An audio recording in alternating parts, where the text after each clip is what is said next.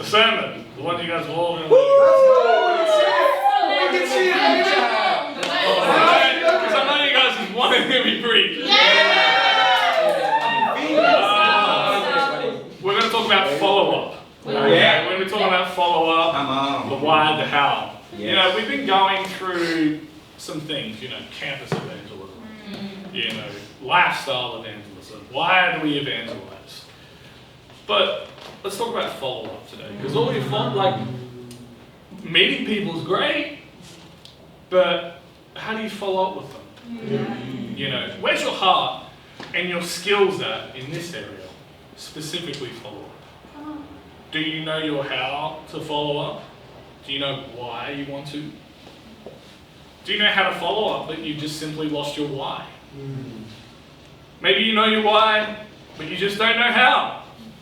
Or you're in a weird place where you don't know how and you definitely don't know your why. You know, the scriptures when it comes to follow-up is John 5 verse 14. It says, later Jesus found him at the temple and said to him, see, you're well again, stop sinning or something else may happen to you. Jesus was great at follow-up. John 9 verse 35. Jesus heard that they had thrown him out, and when he found him, he said, do you believe in the Son of Man? Acts 14 verse 19 to 20. Then the Jews came from Antioch and Iconium and won the crowd over. They stoned Paul and dragged him outside the city, thinking he was dead. But after the disciples had gathered around him, he got up and went back into the city. Luke 7 verse 36. When one of the Pharisees invited Jesus to have dinner with him, he went to the Pharisee's house and reclined at the table. And 1 Timothy 1 verse 5.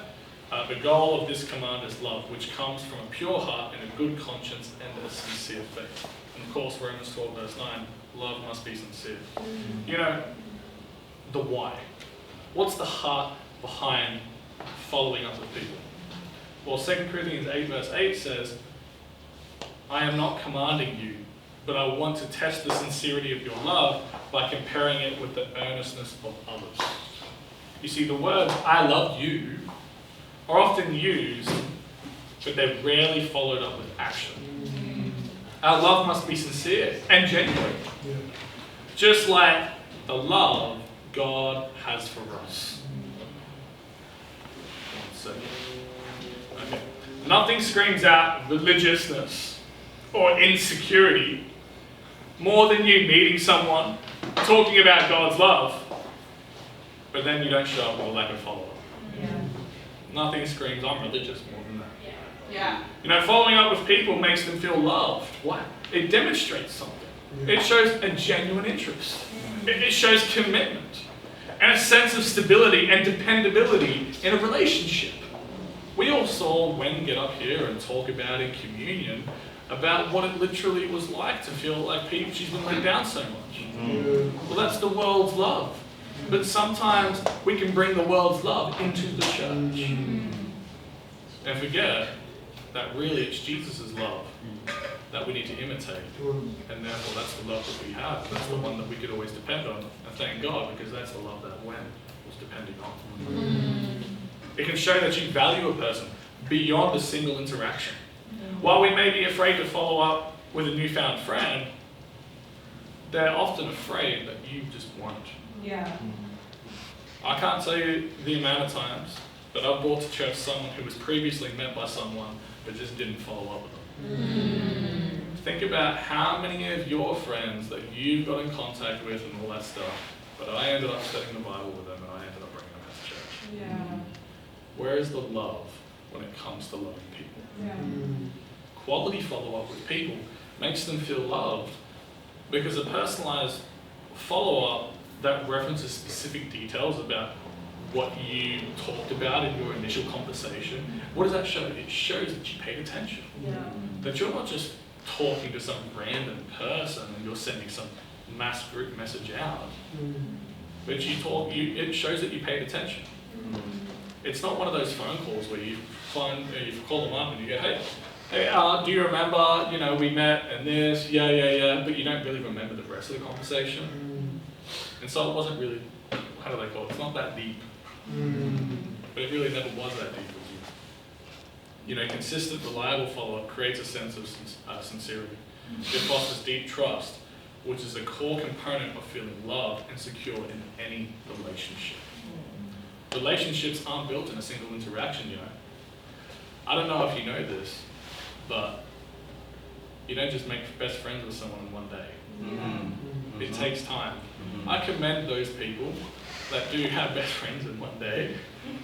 I've met anybody, I've heard of some people that are like that, you know, but it doesn't just happen straight away. These things take time, there's a building there. But here's the crazy thing about it. You can build it all the way up here, and one small little thing, you can lose it straight away. Yeah. Quality follow-up provides a sense of belonging to your circle of friends. It shows you love them and you want to be their best friend. Would you bring them in to your circle of best friends? Do you find that your best friends are in the church? Would you say your best friends are outside of the church? You know, where your friendships are is where your heart's at. And what you're interested in the most, well, you know, if you're more interested in the world, then that should concern you, first of all. But the key is to make follow-up feel as sincere as possible. That is the absolute key, and that's what I want to teach you guys today. You know, you've got to make it personal, okay? And you've got to time it right. You know, you've got to be intentional about when you do it. So you can't just follow up with someone at 10 p.m., right? Is that sincere? How's it sincere? They're in bed. Now, if you're texting all night and all that kind of stuff, guys with guys and girls with girls, okay, then there's sincerity in that. Ask a genuine question about the other person's well-being. How are you doing? You'll be surprised about how many people in the world, or even in this room, rarely get asked, how are you doing? Not just like, yeah, okay, like, no, how are you really doing? You know, be interested in what they're interested in. But I don't like buck of gum, or whatever it was. You guys ever remember that thing? Yeah. I don't know. Or whatever, the Yu-Gi-Oh, whatever, or the dumb Pokemon, or whatever. What is first? See, even me by saying it's dumb, because I'm used to people who get triggered when I say it, shows that you wouldn't have a genuine interest. Now, even though I don't like Pokemon, it doesn't mean I can't not get into it. It doesn't mean that I don't know that Charizard's the best one. Oh, whoa. Depending on the individual. But you got to make it your interest, their interest. That makes sense? What about the why? Who is this type of evangelism? Who this type of evangelism reaches is like no other. You know, 99% of people love to receive a phone call from a friend. I understand this new generation likes to text on Instagram or TikTok or whatever it is.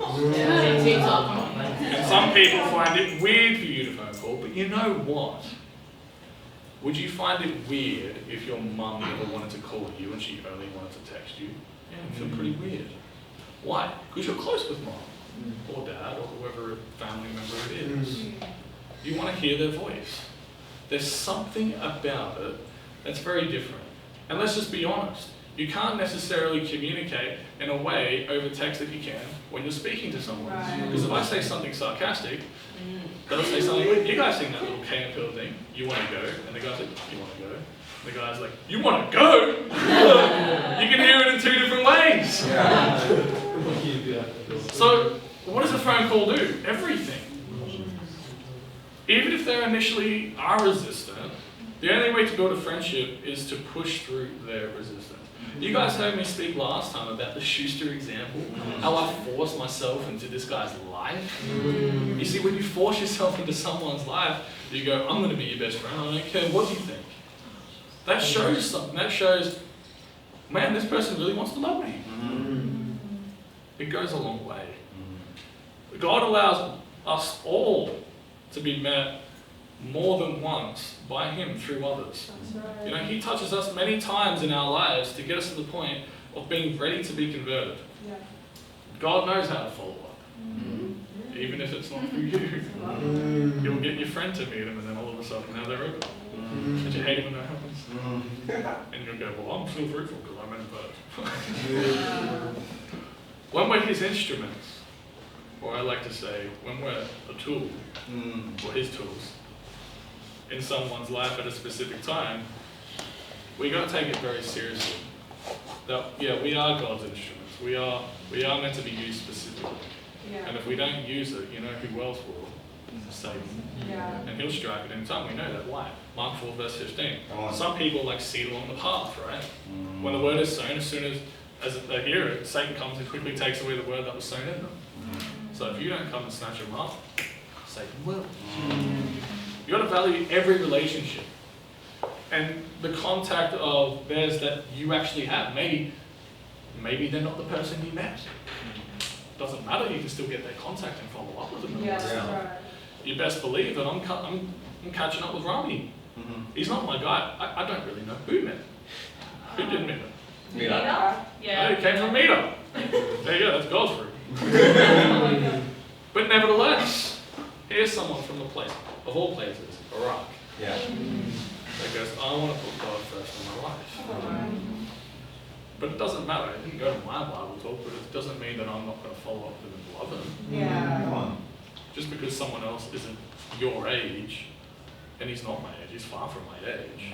He's literally almost another 10-year decade older than me.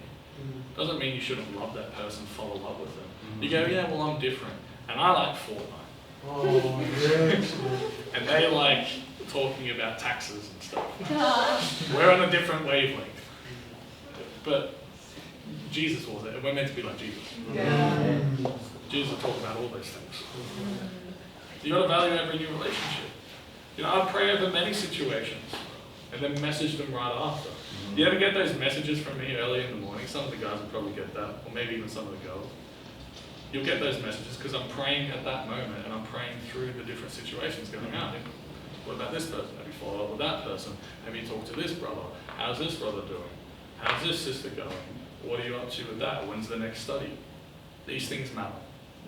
There's also research about how many times people need to be connected with before they decide to buy a product or respond to someone offering a service.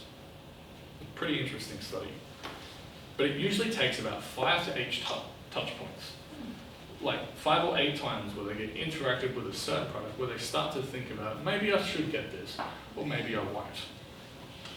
But it takes that much, depending on the complexity of the product, obviously.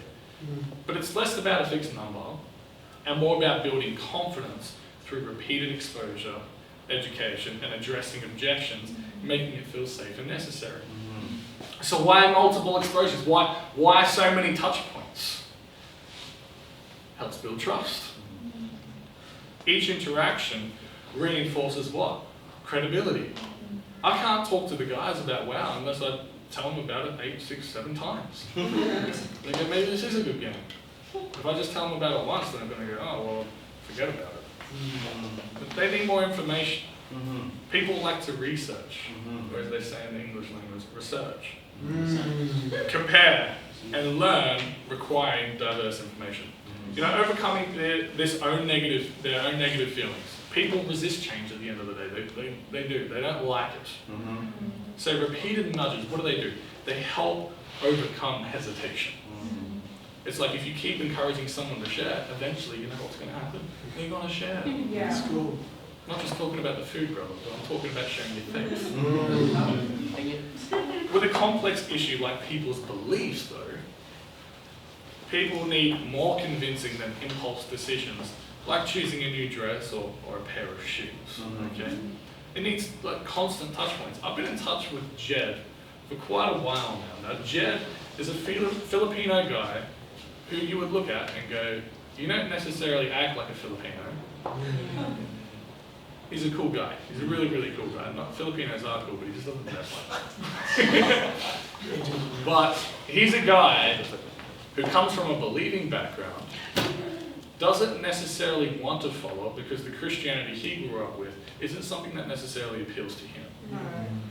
But with constant touch points, okay, of talking about God, talking about evidences and all that kind of stuff, he went from, I don't believe in God, to, yeah, God is real. I think I need to start studying the Bible and really taking this seriously. But this is after we've studied the Bible quite a few times. Yeah. and him not wanting to believe.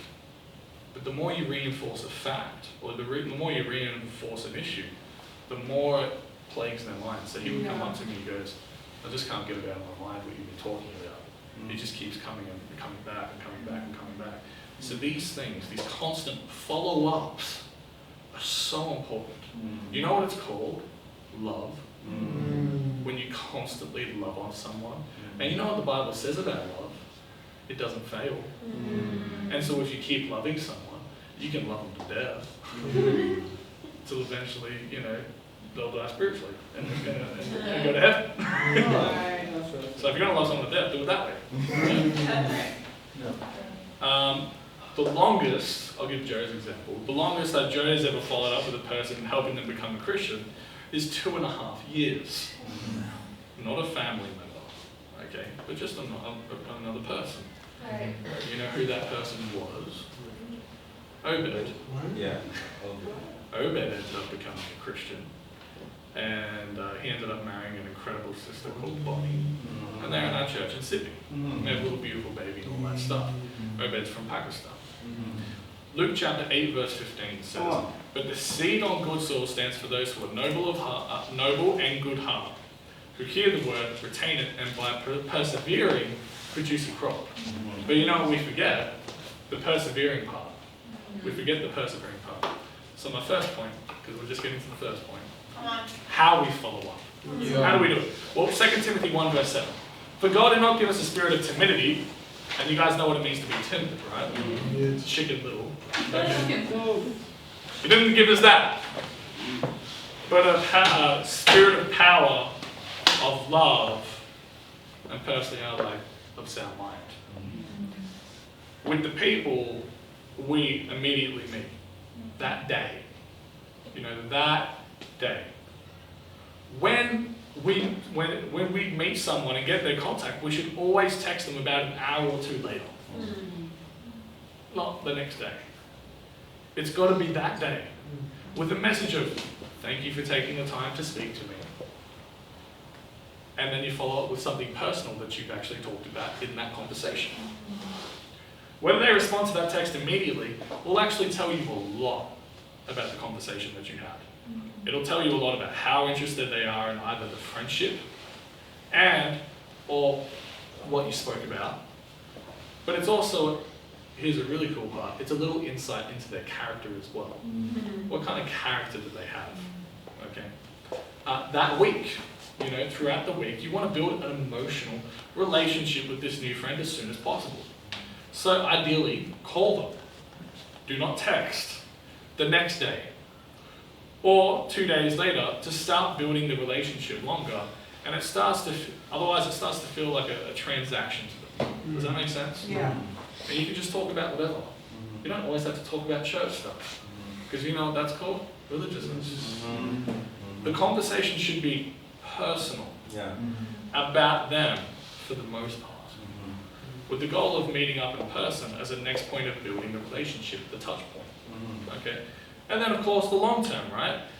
As you get more numbers, which with all evangelism that's really what happens, we need some way of managing all these new relationships.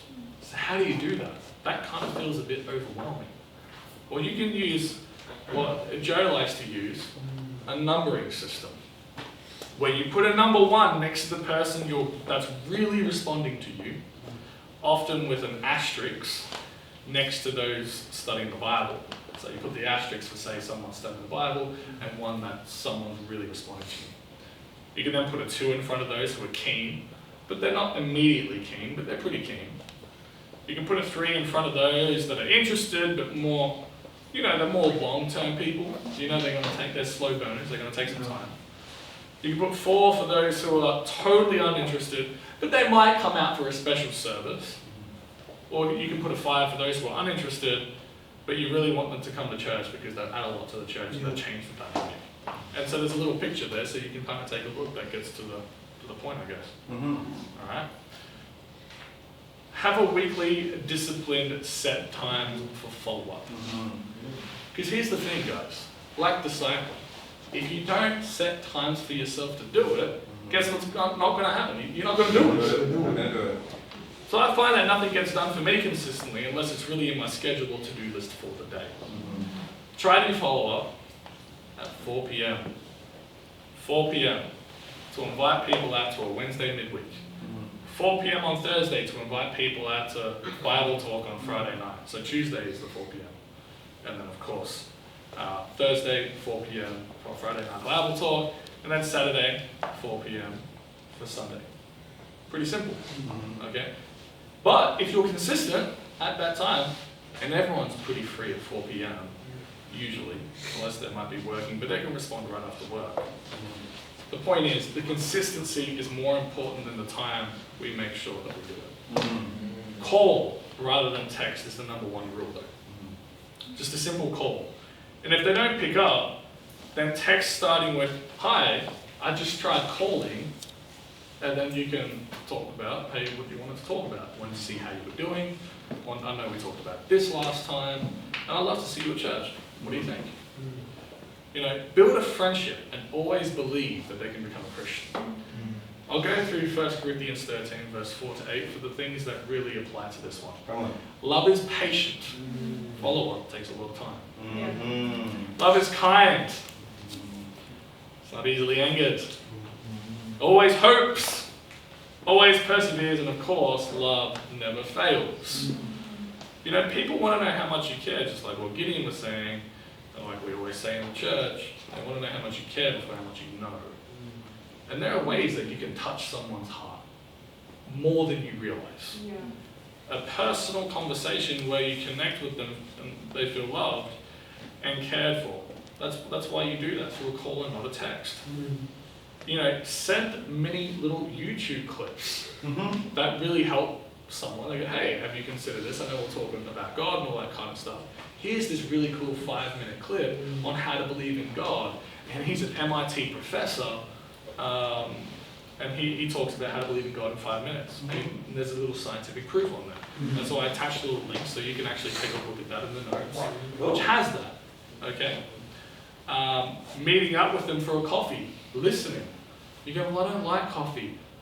I don't like coffee either. Yeah, that's true. But I'll make myself like coffee because they like coffee. I know it makes you go to the bathroom a lot, but have it anyways. Listen. You cannot meet their needs and answer their question or objections unless you listen to them. Instead of just trying to force your opinion down their throat. Yeah. Get them to meet your friends. You go, well, that's a little personal. Yeah, because I'm not talking about your friends in the church. I'm talking about your friends' friends. Get them to know who you are, who you really are. Get them to know. Go to a social event with them. Bring them to your social event. Go, family, friend, wedding and all that stuff. Can I bring my friend? You go, that's weird. Is it? Jesus brought his disciples to a wedding. Yeah. What's weird about it? No, you're weird. Yeah. Because your whole life isn't about saving the lost. What we want to do is we go, well, the kingdom here and my personal life here. When did Jesus do that? He never did that. He never did that.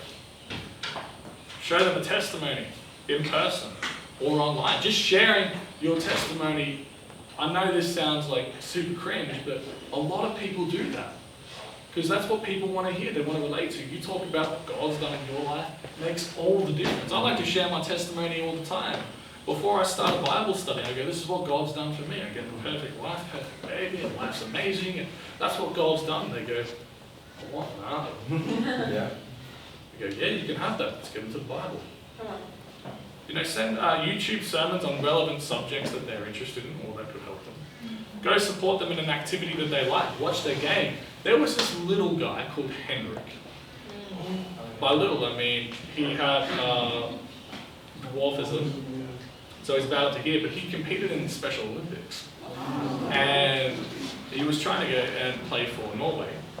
And so Joe and I went out, and I was like, hey, Joe, you're going to come to my friend Henrik's thing. And so we went out and we watched some pretty amazing stuff. There was literally a guy who was swimming and he was versing him. Obviously he came in much later, but they they timed the rules differently depending on the disability, but this guy literally had no limbs Wow. and was swimming. Wow. He was killing it. His body was like that. And he grabbed on with his teeth. And I was like, dang, this guy's making it happen. But when you go support them in an activity like that, they remember that. Yeah. And you go, why is that so important?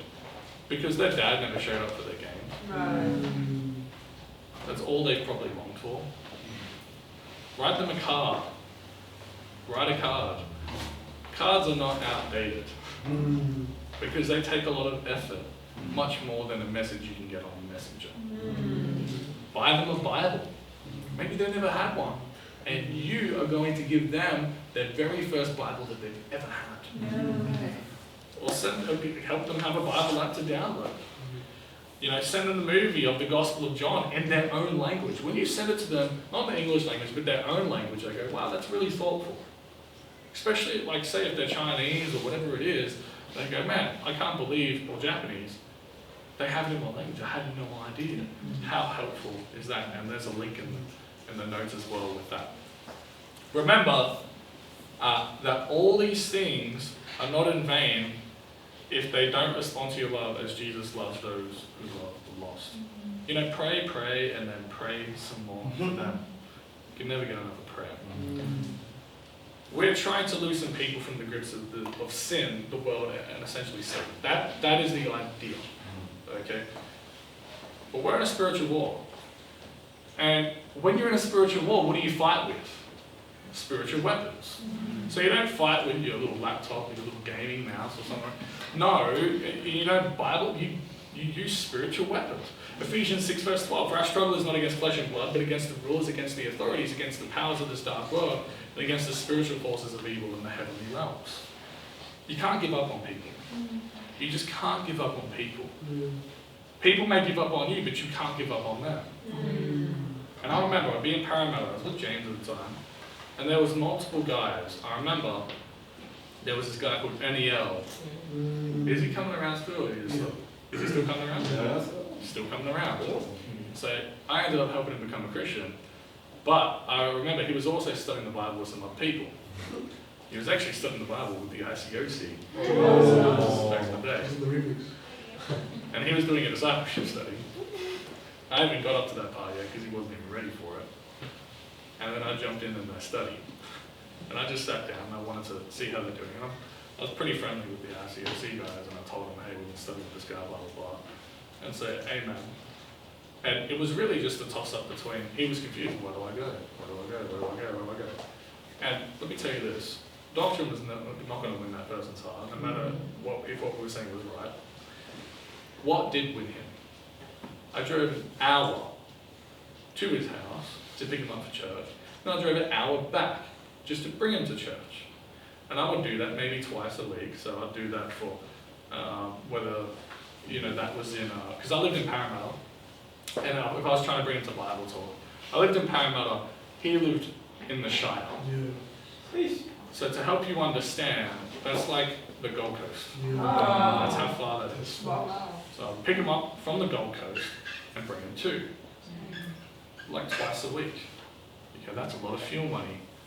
Love is not constrained on money. And I was very broke. But it didn't matter. And Megan would get upset, she goes, he better be worth it. I hope he gets restored and I hope he makes it to heaven, so it will be worth it. But the point is, so when it came between the ICOC and myself, you know who won? We did, because we loved him more. It was just that simple. Because if you don't love them, then who else would? Yeah. Consider your own conversion, how much it took for people to help you become a Christian. It took 3 months of people not giving up on me when I wasn't even open. How much more you? Point 2, let's look at some success stories from people when we followed up with them. You know, in the first year of the Church of Sydney, it took 9 months of following up with this really cool guy. You may have heard of him, called Andrew Bravo, before he came to church. Then he became a Christian. And what Joe and this guy would do is they constantly play chess with each other. And because Andrew became a Christian, so did Christine, so did Isaac, and so did Steve. but it wasn't gonna, none of that would have happened if it wasn't for 9 months of consistent follow-up. There's another guy called Dean, a student from Macquarie University, and he's a Chinese guy. And you know what the Chinese love? Table tennis. It doesn't need to cost money, right? Because you can't bring someone to church and go pay them. Yeah, then you bring all the jobs. You owe them $50 to go to church, bro. That's called a job. They played table tennis at the student hub for 2 months solid. Until it came to a point, I was like, hey, make a decision. He's like, yeah, I want to do this. And he's still a Christian to this day. Yeah. I was constantly in there with Varley. It took a lot of time and effort. You know, Varley talks about how we used to do, you know, we prayed, we played basketball, we give him some driving lessons, but he also fails to mention that we stayed up very late at night praying. Oh yeah. Constantly, like after time, and he would struggle his face off, and after we'd do like a massive study, he'd struggle his face off, and then we would just literally lean back the chairs, look through the little sunroof, look at the stars, and just pray. And that was like at 11 p.m. right, in a Nala. Yeah,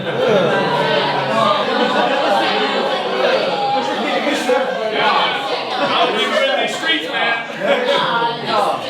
What is that place? I got the doors, I like, click.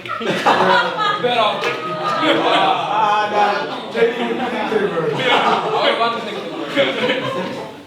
And looked through the window.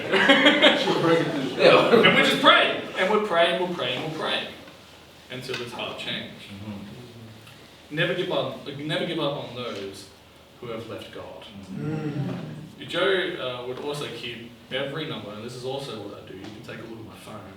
Keep my number of every fall away. He kept his number from every fall away in Sydney since the founding of the church 12 years ago. And he would regularly reach out to every single one of them if their contact still works. But there was rarely a year where they did not see at least one of them come back to God. It's always important to keep following up with people.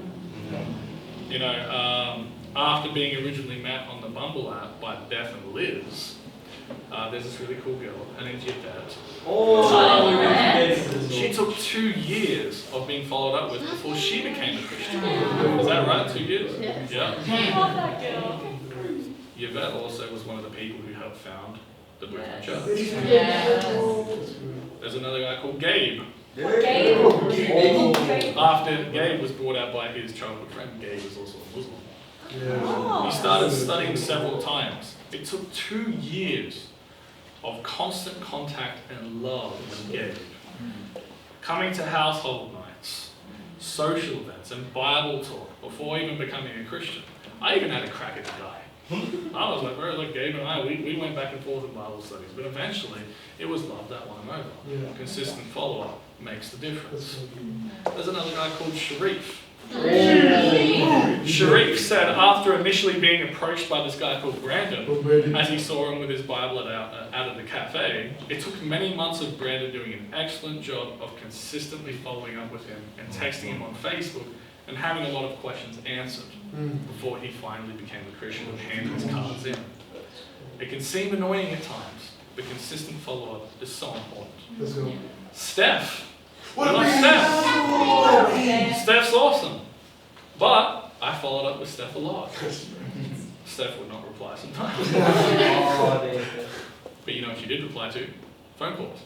She did not respond to text. So I phone called her. And I'd constantly call her up and say, hey, you got to come out to church. And Steph was very nervous and she was extremely shy back then. And she wouldn't go next to anything. She never talked to boys or anything like that. This is who Steph was. And I was really the first guy that was really just contacting her in her life that wasn't a family member. And I was like, you got to come to Bible talk, you got to come to Bible. Eventually she mustered up the courage to come to Bible talk, and lo and behold, she became a Christian. And now she's helping lead the Samoa church. We have our dear spiritual shepherd. Her name's Roz. Jeremy and Roz. Okay. She was followed up with and studied with over 2 years while being converted in Taipei. And now we've got an awesome sister in Roz who is, it's really just Jeremy and Roz that are shepherding in Sydney, and that's it. They're the only shepherds. As one person famously said, it took me years to become an overnight success. In Luke 8, verse 15, but the seed on good soil stands for those with a noble and good heart, who hear the word, retain it, and by persevering, produce a crop. So follow up. The why and the how. The why is, everyone's looking for love. Yeah. But most are cynical about you even being genuine. And you need to prove that you are genuine. The how. Everyone feels love differently. There's 5 love languages, and maybe there's more. However, most people know when you're being sincere and will respond to that as love never fails. The fruit. Many people become disciples because of it. All it's going to take is you loving them deeply and sincerely for these people, for you to be fruitful and for the church to keep on growing. So my challenge for all of you guys is very simple as we go out into our thing and we turn this aircon back on. Is follow up with everyone from last year on your phone and see if they can study the Bible this week. Come on. We've got to fill up our schedule full of Bible studies. Yeah. So let's go for it. Come on.